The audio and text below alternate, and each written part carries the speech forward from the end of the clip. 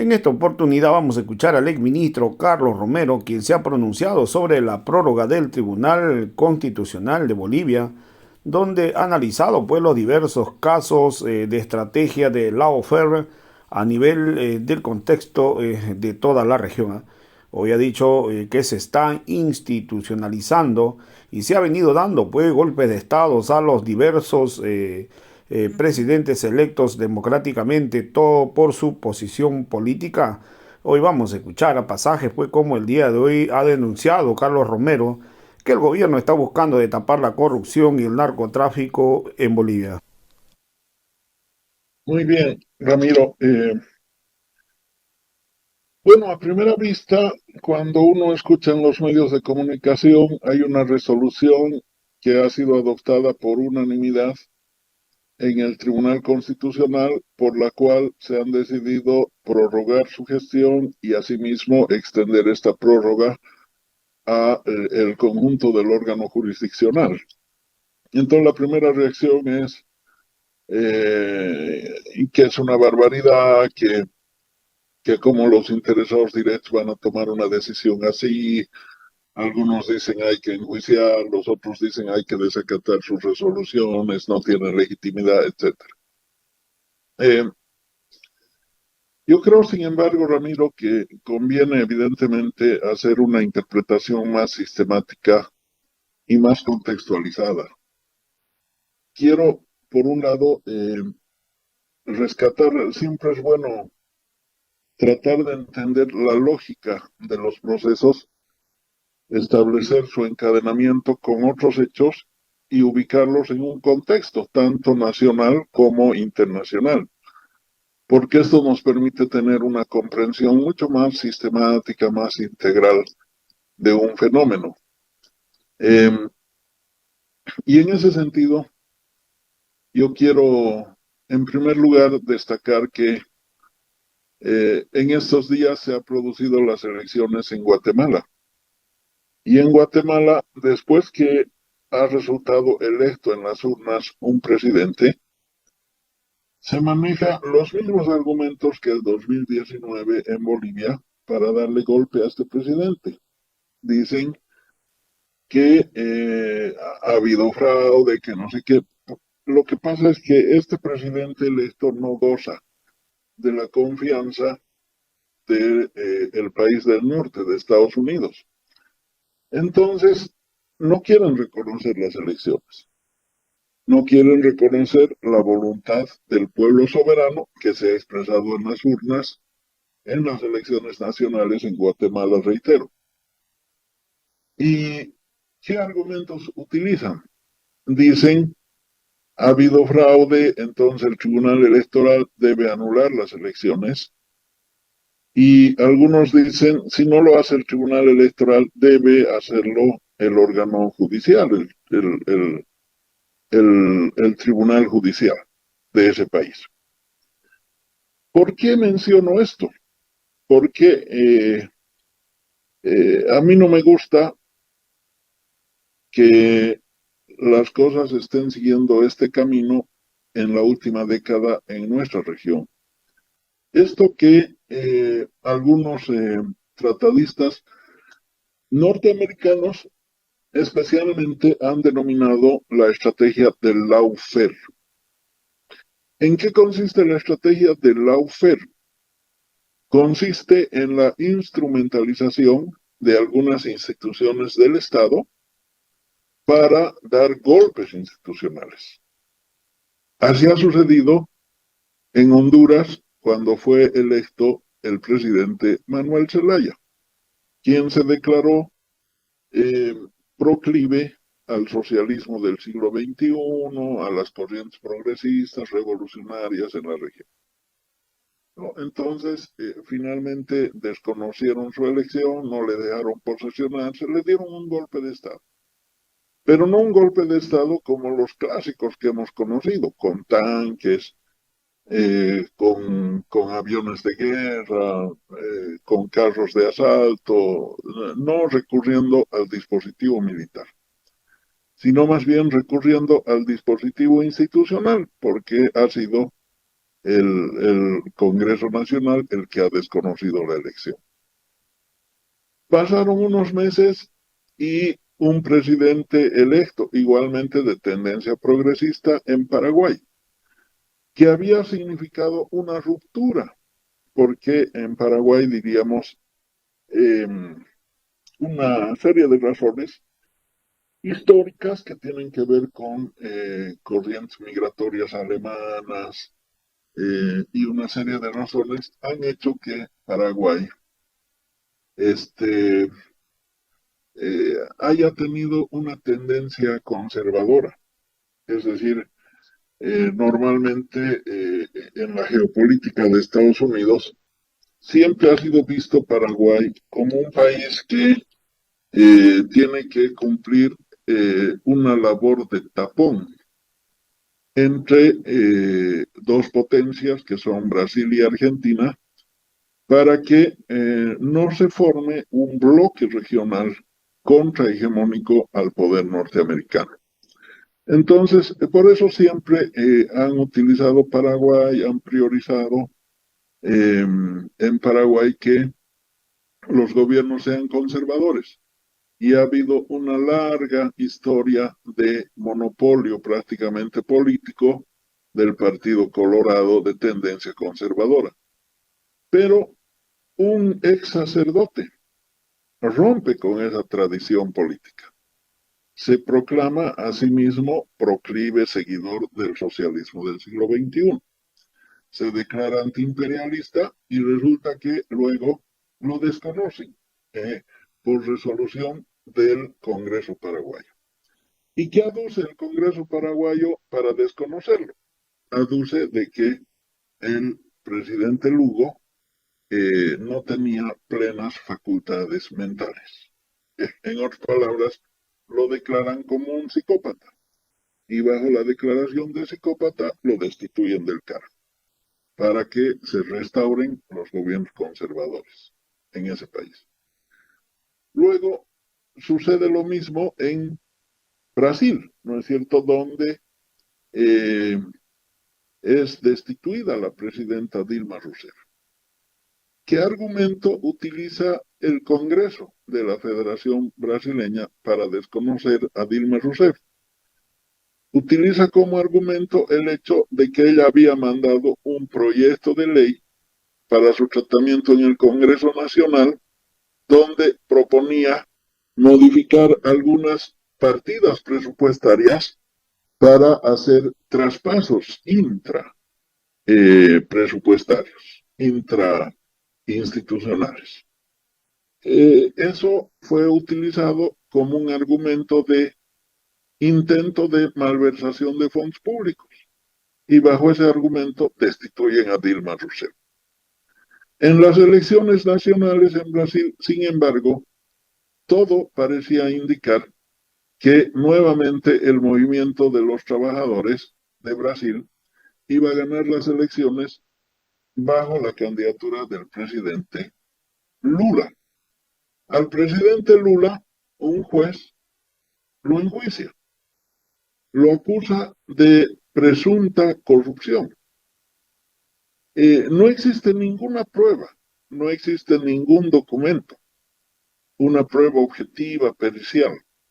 En procedimiento penal, las pruebas tienen que ser testificales, documentales o periciales. Pero resulta que no había ninguna de estas pruebas, porque inclusive la prueba testimonial tiene que haber coincidencia plena en las declaraciones testificales. Porque si no, una persona se puede inventar y puede decir cualquier cosa para acusar a alguien. Por eso, la declaración de una sola persona no es suficiente para tomarla como una prueba. Pero resulta que en el caso de Lula lo acusan, eh, eh, no recuerdo exactamente el término jurídico que utilizan, pero presunta complicidad con el caso Lavallato. ¿Y por qué? Porque dicen que lo habrían visto en cercanías de un edificio construido por la empresa involucrada en el caso de corrupción de coimas a altos funcionarios públicos, en el caso Lava Jato. Entonces, bajo ese argumento, lo encarcelan cuando inminentemente iba a ganar las elecciones, ¿no? Es un doble golpe de Estado. Un golpe de Estado que destituye a la presidenta Dilma y posesiona en su lugar al vicepresidente Temer de tendencia o declarado funcional a Estados Unidos. Eh, y luego las elecciones nacionales, el inminente ganador de las elecciones, Lula, es encarcelado y gana esas elecciones Bolsonaro. No, en todo el periodo de tiempo de Bolsonaro, que se caracterizó por un gobierno conservador, en fin, fue posesionado como ministro de Justicia en Brasil el juez Moro. Moro es el juez que había metido preso a Lula da Silva. Es decir, aquí claramente vemos una conexión entre lo judicial y lo político, porque el juez Moro luego es, diríamos, condecorado por haber puesto en prisión a Lula sin pruebas y su condecoración consiste en nombrarlo un superpoderoso miembro del gabinete de Bolsonaro. Luego, en las elecciones del 2019 en Bolivia, gana las elecciones Evo Morales. No llega al 51%, alcanza un 47, fracción de la votación. Pero tiene más de 10% de diferencia con relación al segundo candidato más votado, que era el expresidente Carlos Mesa, postulado por Comunidad Ciudadana. Se inventan la teoría del fraude, ¿no es cierto? Pero los que se inventan la teoría del fraude van a quemar los tribunales electorales. Es decir, si había fraude, ¿dónde estaba la demostración, la prueba del fraude? En los tribunales electorales. ¿No es cierto? Pero los van a quemar. ¿No es cierto? Es lo mismo que, digamos que Ramiro García me acusa a mí de que le he hecho un giro de cheque en descubierto. ¿No es cierto? O más bien al revés, yo lo acuso a Ramiro de que él me ha hecho un giro de cheque en descubierto, un giro de cheque sin fondos. Pero voy y quemo el cheque para hacer desaparecer la prueba, ¿no? Entonces ya no se sabe si existió o no ese cheque. Claro que en el caso de las elecciones nacionales, igual, las actas, qué sé yo, son remitidas por WhatsApp. Igual la base digital existe. Y existen también las copias que tienen todos los partidos políticos. Y toda la información llega al Tribunal Nacional. El Tribunal Nacional no fue quemado, ¿no? Entonces había todas las posibilidades de demostrar que no había ese fraude. Pero se inventaron la teoría del fraude. Luego viene un informe lapidario de la OEA que es incendiario.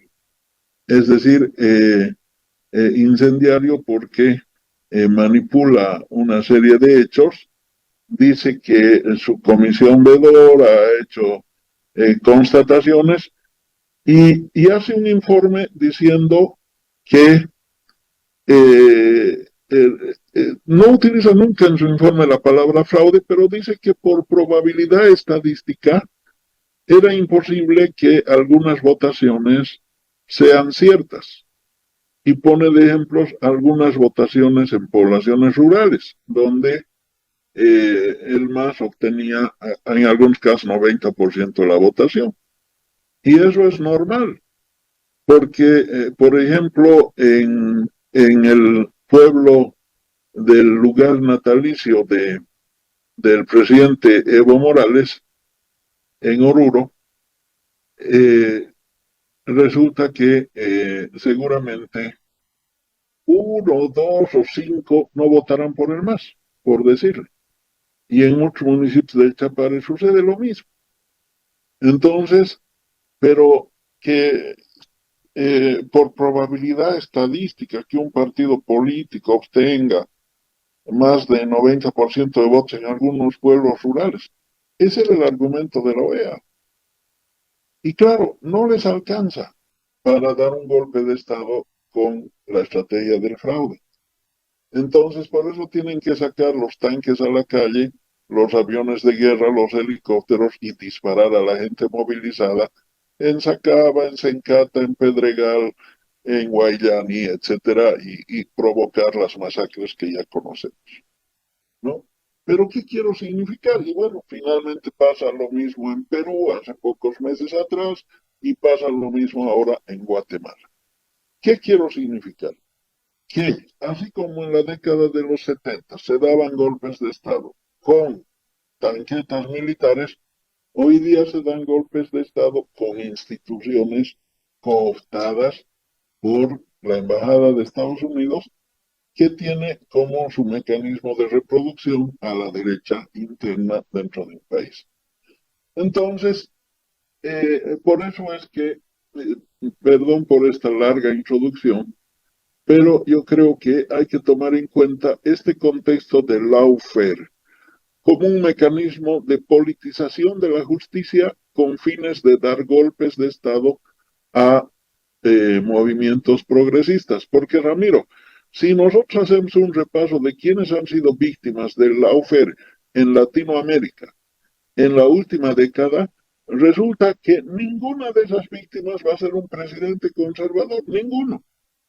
Todas las víctimas han sido presidentes declarados de izquierda, ¿no? Entonces, claramente esta es una parte principal de la estrategia denominada híbrida que ha diseñado Estados Unidos para poder controlar la región y tener gobiernos serviles en un momento de reacomodo de las fuerzas y en el mundo, de reacomodo de la organización de la comunidad internacional o de la definición de un nuevo orden mundial. Por eso es que en Bolivia llama la atención que ahora, Ramiro, hay que cuidarse de los ministerios de justicia. Antes, en la década de los 70, había que cuidarse de los ministerios de gobierno, porque los ministerios de gobierno eran los que organizaban las azonadas militares. Ahora son los ministerios de justicia los que organizan las azonadas institucionales. Y desde un primer momento recordé el señor Iván Lima, ministro de Justicia de Luis Arce Catacora, que ha tenido una carrera de abogado, pero ha desempeñado las funciones de vocal suplente en la Corte Suprema de Justicia en aquella oportunidad en los regímenes neoliberales. Bien, este señor Lima, desde un primer momento, dice, voy a reformar la justicia boliviana. Pone en la agenda la discusión de las elecciones judiciales. Aparentemente habrá que revisar la prensa, las declaraciones de la época, los primeros meses de gobierno de Arce Catacora. Yo recuerdo que Lima ponía en duda la legitimidad de las elecciones judiciales. Entonces, conforma una comisión de notables. Y en esa comisión de notables destaca, por ejemplo, Carlos Goitia, que era exministro de Tuto Quiroga, o José Antonio Rivera, que fue asesor de Manfred Reyes Villa, y otros personajes ligados a los gobiernos de la derecha neoliberal en Bolivia.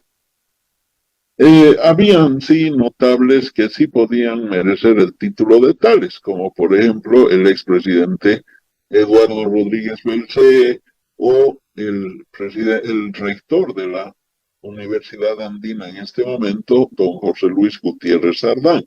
Sin duda, personas impolutas, inexpugnables en el ejercicio de de su carrera de abogados. Pero al margen de ellos, la mayoría eran personeros vinculados orgánicamente a la derecha, ¿no? Es decir, a título de notables. Y que iban a discutir la forma de reformar la justicia eludiendo las elecciones judiciales. Yo diría que esa comisión de notables ya estaba construyendo 2/3 de votos entre el gobierno y la derecha para que en la Asamblea Legislativa controlen 2/3 de la votación y para que además se puedan designar por cuoteo las nuevas autoridades judiciales, eludiendo el mecanismo de las elecciones judiciales que establece la Constitución. Eh, Al mismo tiempo, el exministro Lima plantea que Yanine Áñez no debía ser pasible de un juicio ordinario, sino de un juicio de responsabilidades. Es decir, por un lado, hace un consenso con la derecha para formar su comisión de notables, por otro lado, plantea que Yanine Áñez vaya a juicio político. Es decir, si ya tenían concertada con la derecha los notables para reformar la justicia, se supone que esos 2/3 de votos se iban a traducir en la Asamblea Legislativa para seguramente inviabilizar responsabilidades contra Yanine Áñez por el golpe de Estado de las masacres, porque al final iba a ser una decisión política. Al mismo tiempo suponía todo esto un aislamiento del MAS, un aislamiento de Evo Morales y una persecución a Evo Morales. Eh, Se cae, sin embargo, el Consejo de Notables. Se cae la estrategia del juicio de responsabilidades a Yanine Áñez. Entonces se intenta proscribir al MAS. Recordemos que el diputado suplente Cuellar presenta 2 cartas falsificadas de un narcotraficante que supuestamente habría mandado cartas al presidente, al vicepresidente del MAS, al compañero García y al expresidente Evo Morales. Bueno, se demostró que las fechas, en fin, no coincidían, porque resulta que el narco mandaba una carta cuando ya había sido deportado y estaba preso en la Argentina. Entonces, claro, los falsificadores no cuadraron bien sus fechas, de tal modo que se cayó esa estrategia. Tuvo que salir Lima ante la contundencia de nuestros informes, porque además hicimos hacer un informe de peritaje con un connotadísimo experto pericial en estos temas, que es el capitán Sánchez. El capitán Sánchez liberó a un médico, recordemos un caso muy connotado, cuando hizo unas investigaciones de peritaje que demostraban que lo habían encausado con documentos falsos. Entonces, con ese prestigio, pues le encargamos que haga el trabajo de peritaje, hizo su informe y ahí Lima tuvo que salir y decir las cartas son falsas, ¿no? Entonces, porque además esas cartas no tenían registro en el cuaderno de ingreso de correspondencias en la Casa Grande del Pueblo, por ejemplo. Entonces se cayó también la estrategia de proscripción del MAS por esa vía. Después abrieron 9 acciones legales adicionales contra el MAS, contra el Congreso del MAS, contra su estatuto, contra Evo Morales, etcétera. Y esas acciones todavía están en curso. Pero luego vino el 2021, sucedió todo eso. El 2022 vinieron las movilizaciones de Santa Cruz por el censo de población y vivienda. ¿Por qué? Porque el censo tenía que hacerse el 2022. ¿Por qué tenía que hacerse el 2022? Porque el censo se hace cada 10 años. Y se ha hecho el censo la última vez el 2012. Resulta que el gobierno, sin ninguna justificación, posterga el censo para el 2024. No hay ninguna razón para que postergue. 36 días paraliza sus actividades Santa Cruz, se movilizan, su dirigencia cívica, en connubencia con la derecha, gobernador incluido, etcétera, eh, traicionan a Santa Cruz y aceptan la fecha del 2024, pero no solamente la aceptan, sino que la blindan, porque lo que había sido establecido por decreto lo elevan a rango de ley, pese a que había un anterior decreto en que el gobierno declaraba que el censo debía realizarse efectivamente el 2022 y la ministra de Planificación en una actitud muy honesta dijo que ella estaba presentando renuncia porque tenían todo listo para hacer el censo y si lo estaban postergando era por una decisión política. Bien, postergan la realización del censo. Tendría que hacerse este año 2024. La realización del censo potencialmente va a generar problemas entre regiones, porque algunas regiones van a perder diputados y van a perder recursos económicos y otras regiones van a ganar diputados y van a ganar recursos económicos. Entonces va a haber un conflicto regional. Eventualmente el gobierno de repente no quiere hacer el censo porque tiene una situación económica cada vez más difícil. Realizar el censo que va a significar activar problemas o probablemente movilizaciones regionales podría llevar a resolver estas controversias en el ámbito del control de constitucionalidad, ¿no es cierto? Y eso es lo que uno puede presuponer, pero además sabemos que el gobierno se ha inscrito en la estrategia de la UFER como un sirviente disciplinado de Estados Unidos se ha embarcado en la estrategia de Lawfare. Por eso manipula al Tribunal Electoral y al Tribunal Constitucional, intenta presionar, lo que sé yo, contra el MAS y contra Evo Morales. Pero resulta que en todo este contexto debían realizarse las elecciones judiciales y el mismo gobierno las bloquea. Se aprueba en el Senado la convocatoria, diputados tenía que tratar ese anteproyecto de ley de elecciones judiciales, pero el presidente de diputados en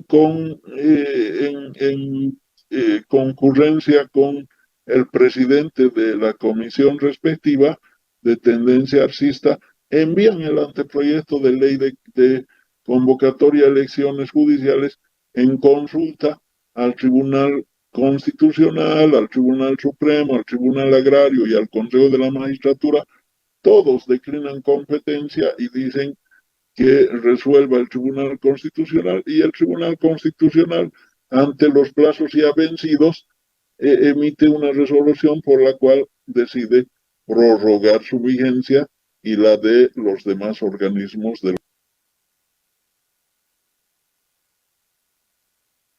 Bien, vamos a ver si tenemos...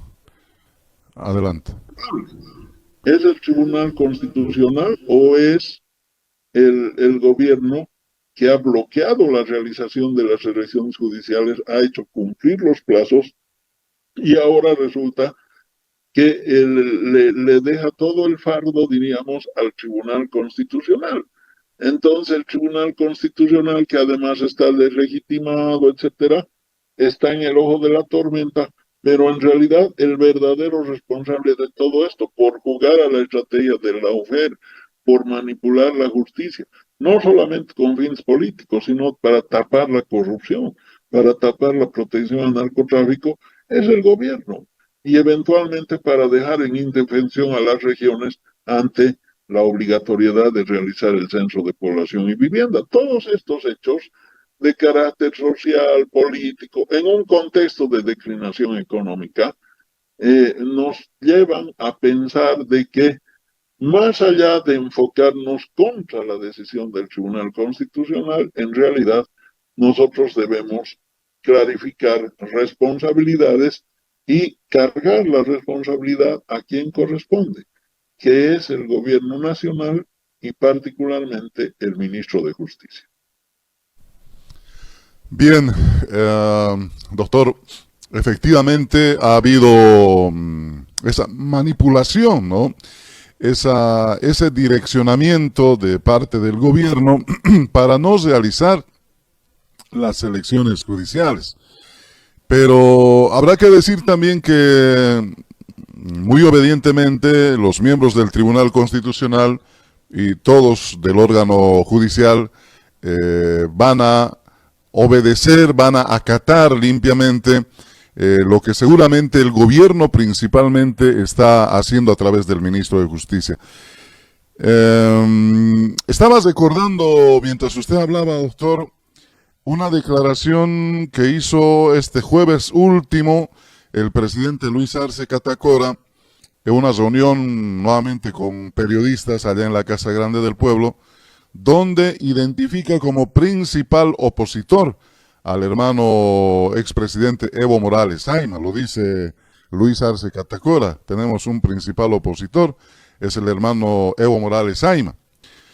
Entonces, pareciera que ahí ya, no sé si se desenmascara, identifica, no sé cuál es el término correcto, pero me parece muy coincidente, digamos, en esto que usted maneja, el tema del lawfare, que es, en otras palabras, la proscripción de Evo Morales Ayma en la candidatura a las próximas elecciones. ¿Qué va a pasar, doctor?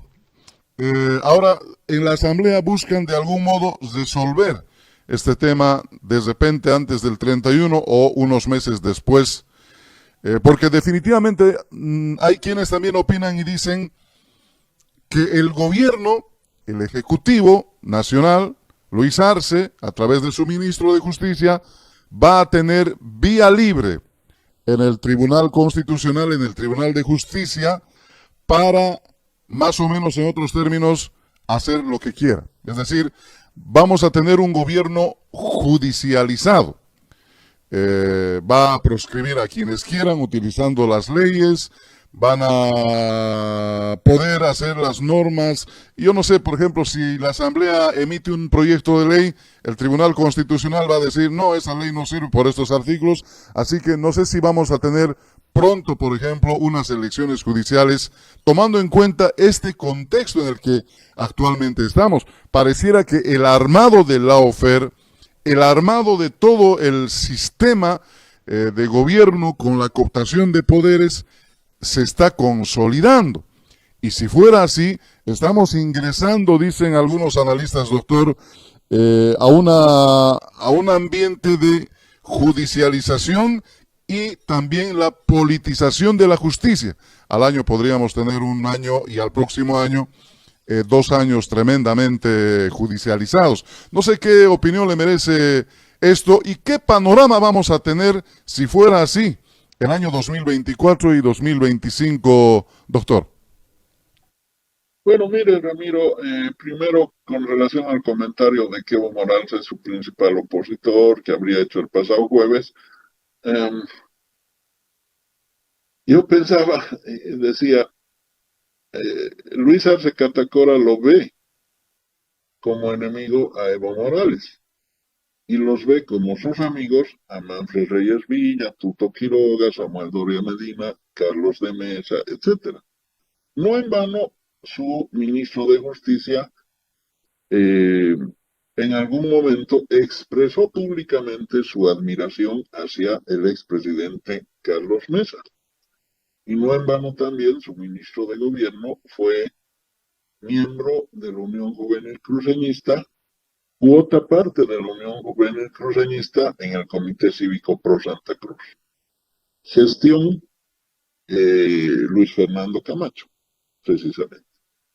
¿No? Entonces, obviamente, el pez muere por su boca, dice el refrán popular, y el presidente Arce Catacora está reflejando sus verdaderas inclinaciones políticas e ideológicas.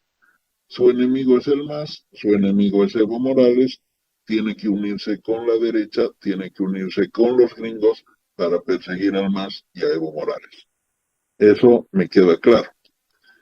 Ahora, evidentemente, sobre la politización de la justicia o la judicialización de la política, como quiera entenderse, este es un mal camino para un país.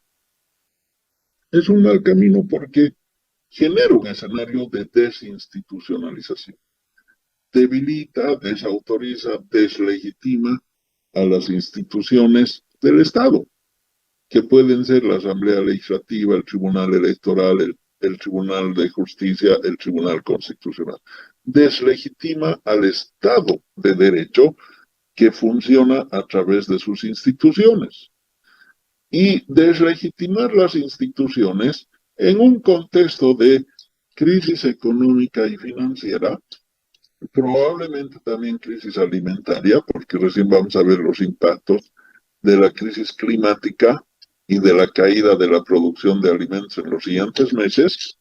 Entonces, probablemente también crisis alimentaria, crisis de seguridad, eso es seguro. Es decir, de algo que podemos estar seguros es de que el área de seguridad está en crisis estructural en Bolivia ya hace varios meses. No, al extremo que públicamente un comandante de policía le hace una llave de karate frente a la prensa a su subalterno por expresar un reclamo.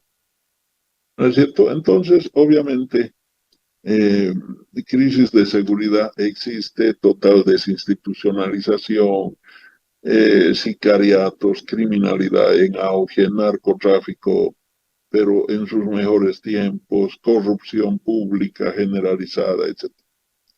En estas condiciones de multicrisis, están exponiendo al país a arrastrarlo, están intentando arrastrarlo a una crisis de Estado.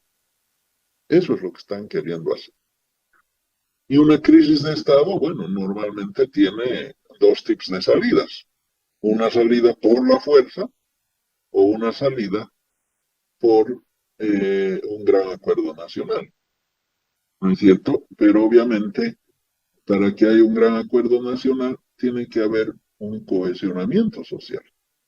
Y resulta que al líder que tiene la legitimidad, la raíz cultural en el campo popular, lo persiguen, entonces obviamente esa estructura social podría quedar fragmentada, fisurada, compartimentada.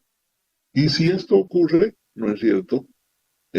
¿Cuál sería el escenario futuro para el país, independientemente de los cálculos políticos o electorales? El caos. El caos, ¿no? Entonces, eso es lo preocupante. Eso es lo que nos debe llamar poderosamente la atención.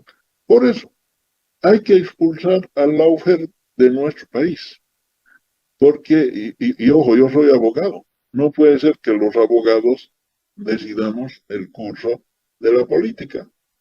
Podemos hacerlo con juicios maniqueos, qué sé yo, con acciones legales coreográficas, en fin, pero eso no tiene sostenibilidad y nos va a llevar a un caos institucional. Bolivia no es Paraguay, Honduras, Guatemala, Argentina, Brasil, pero no es. Tiene otras características, ¿no es cierto? Y pretender aplicar estas fórmulas golpistas nos puede llevar a escenarios caóticos muy peligrosos para el país. Esa es una preocupación que por responsabilidad corresponde dejarla anotada, Ramiro. Y, doctor, si hablamos de expulsar el lawfare, si este es el elemento fundamental, digámoslo así, que coincido totalmente además, ¿cómo hacerlo? No sé si uno de los pasos será lograr que hayan elecciones judiciales. En la asamblea decíamos,